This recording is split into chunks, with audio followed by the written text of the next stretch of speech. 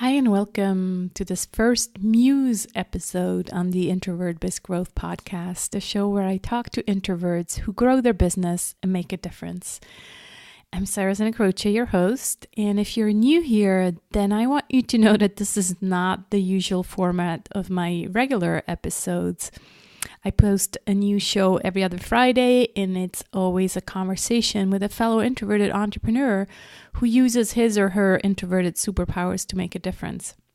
These shows are edited by Tim, my professional podcast editor, who also creates amazing show notes pages. But as of today, I want to play with something new. So this is a complete new format. I call them Muse episodes, as in to muse. And I'd like to muse about the gentle business revolution today. I just reserved that domain name and I couldn't believe it was available. So in these short episodes, I'd like to share what comes up for me when I think about this term, gentle business revolution, and how I see us introverts really create a new way of doing business. This format is raw, it's not edited, there's no intro music, there's no bells and whistles, it's just me talking into the microphone. The content is raw too, full transparency and vulnerability, no hidden agenda, open agenda instead. So as I already said, I reserved the URL thegentlebusinessrevolution.com, and I plan to build a community of like-minded introverts who want to do business the gentle way. So as I build this, I'm sharing with you what comes to my mind during the process. And these short muses can be inspired from my conversations on this podcast, so with other guests, from content I'm working on, from experiences I lived, from stories I hear in my mastermind group, stories that I've lived through myself, etc., etc. So I share them here to make you think, to inspire you, to break the rules. And yes, when the community is ready, also to invite you to join us. So today I muse about the word gentle. So that's where I think we need to start, because as I said, reserved that domain name and it just kind of came to me at 5 a.m. in the morning. And so I never actually thought about it until after. And so I want to think about it aloud with you and what that word gentle means for me. And I guess to me, it really means the opposite of tough. So expressions that I always related with business were, she's a tough businesswoman, or business is tough, or it's business, it's not personal, or it's just business. So all of them have nothing to do with being gentle. It always have this tough feeling to it, this tough attitude. And I guess I see it as my mission to prove that one can be successful in business by being gentle, not tough, by being personal, not just business.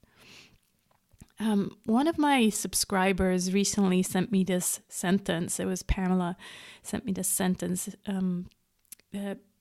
like I'm just reading you the end of a sentence that said, "Throughout the years, my experience of you has been that of a benign presence." And I said I was going to be totally transparent. So I admit that I had to look up that word, benign, because to me it was always related to medicine. So I was like, what does she mean by that? So then I went on Wikipedia, and that's when I totally got it. It means gentle and kind. And yes, that's who I want to be in business. Gentle and kind, not tough. Gentle, kind, and fair. But this is now. And a couple of years ago, I actually went through something that I refer to now as my overgiving burnout. I felt angry at people who just wanted to pick my brain all the time. I had been giving so much and I just was exhausted, and it didn't work for me anymore. I wanted people to pay me, not just pick my brain all the time. As an introvert, we are naturally givers. So the marketing buzz out there that keeps telling us you have to give, then actually leads us to overgiving, which is not necessarily a good thing. At least it wasn't in my case, because like I said, I felt angry and exhausted, and I was done being Sarah, your friendly girl next door. I was going to be tough. And looking back, it did help me to level up and put up more boundaries and probably become more confident and all of that. But I also realized that it didn't feel good to always be a bitch. I still wanted to be the friendly girl next door, but the confident friendly girl who makes her own rules. And as my friend Catherine so wisely said, she said, I think when we make a shift after a realization, there's a tendency for our internal pendulum to swing farther to the opposite of what we've been or what we've not liked. Perhaps only then the easing towards a solid place of balance between the two extremes is possible. Yeah, it's so true, isn't it? I really had to work through my anger and this frustration in order to experience being tough and then feel that this was not my true nature and eventually come back to being who I really am.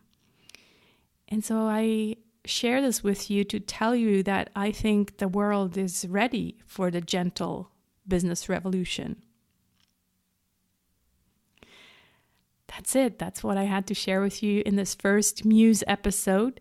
I really hope you enjoyed my rambles, and next Friday there'll be the normal format again where I talk to one of my guests. Thanks so much. And if you want to give me feedback, whether you enjoy this format or not, remember you can just send me an email to sarah@sarahsantacroce.com. Looking forward to hearing from you. Take care. Bye-bye.